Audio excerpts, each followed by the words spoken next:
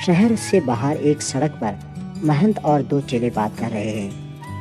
महंत: बच्चा नारायण दास, यह नगर तो दूर से बहुत सुंदर दिखाई पड़ता है। देख, कुछ भिक्षा मिले तो भगवान को भोग लगे। गुरुजी महाराज, नगर तो बहुत सुंदर है, पर भिक्षा भी सुंदर मिले तो बड़ा आनंद हो। बच्चा गोवर्धन दास, तू पश्चिम की ओर जा और नारायण दास पूर्व की ओर जाएगा। भाजी क्या भाव है? बाबा जी, टके से। सब भाजी टके सेर। वाह वाह, बड़ा आनंद है। यहाँ सभी चीजें टके सेर। क्यों भाई हलवाई, मिठाई क्या भाव है? टके सेर। वाह वाह, बड़ा आनंद है। सब टके सेर। क्यों बच्चा, इस नगरी का नाम क्या है? अंधेर नगरी। और राजा का नाम क्या है? चौपट राजा। वाह वाह, अंधेर नगरी, चौपट राजा, टके सेर भाजी, टके सेर खाजा। तो बाबा जी, कुछ लेना हो तो ले लें। बच्चा, भिक्षा मांगकर 7 पैसे लाया हूँ, 3.5 सेर मिठाई दे दो। बच्चा गोवर्धन दास, क्या भिक्षा लाया? गठरी तो भारी मालूम पड़ती है। गुरुजी महाराज, 7 पैसे भीख में मिले थे, उन्हीं से 3.5 सेर मिठाई मोल ली है। बच्चा नारायण दास ने मुझसे कहा था कि यहाँ सब चीजें टके सेर मिलती हैं, तो मैंने इसकी बात का विश्वास नहीं किया। बच्चा, यह कौन सी नगरी है और इसका कौन सा राजा है? अंधेर नगरी, चौपट राजा, टके सेर भाजी, टके सेर खाजा। तो बच्चा, ऐसी नगरी में रहना उचित नहीं है जहाँ टके सेर भाजी और टके सेर खाजा मिलता है। गुरुजी, मैं तो इस नगरी को छोड़कर नहीं जाऊंगा, और जगह दिन भर मांगो तो भी पेट नहीं भरता। मैं तो यहीं रहूंगा। देख, मेरी बात मान, नहीं तो पीछे पछताएगा।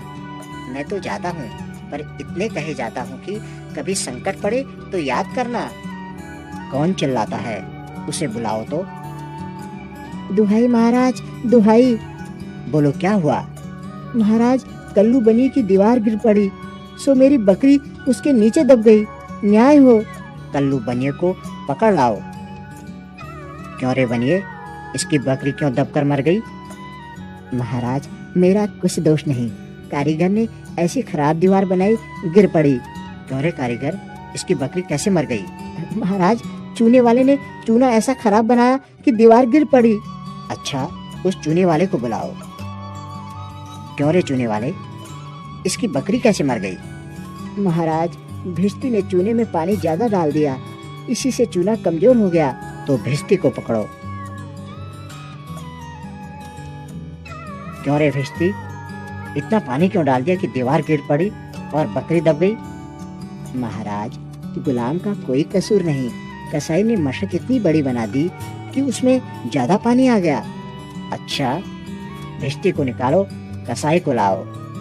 क्यों रे कसाई, तूने ऐसी मशक क्यों बनाई?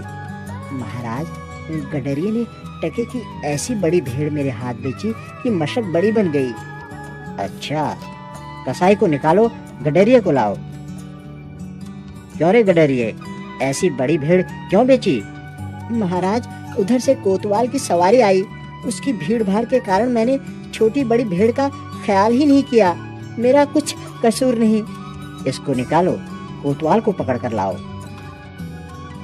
क्यों रे कोतवाल, तूने सवारी धूमधाम से क्यों निकाली कि गडरिये ने घबराकर बड़ी भेड़ बेच दी?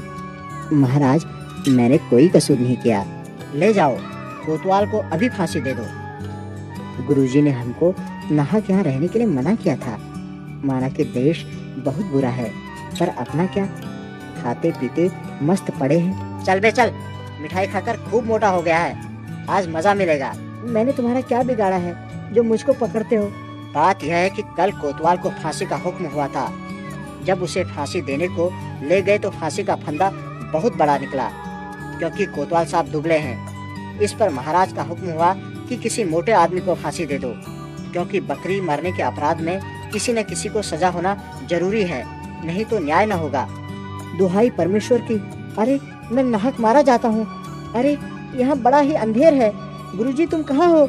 आओ, मेरा प्राण बचाओ। हाय बाप रे, मुझ बेकसूर को फांसी देते हैं। अबे चुप रह, राजा का हुक्म भला कहीं टल सकता है? मैंने गुरुजी का कहना न माना, उसी का यह फल है। गुरुजी कहाँ हो? गुरुजी, गुरुजी।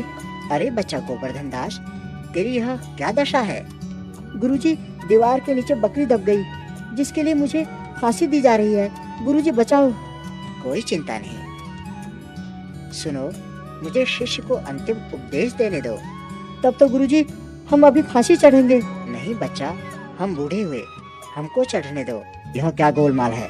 महाराज, चेला कहता है मैं फांसी चढ़ूंगा, गुरु कहता है मैं चढ़ूंगा, कुछ मालूम नहीं, पता करो क्या बात है। बाबा जी बोलो, आप फांसी क्यों चढ़ते हैं? राजा, इस समय की शुभ घड़ी में जो मरेगा सीधे स्वर्ग जाएगा, तभी तो हम फांसी चढ़ेंगे।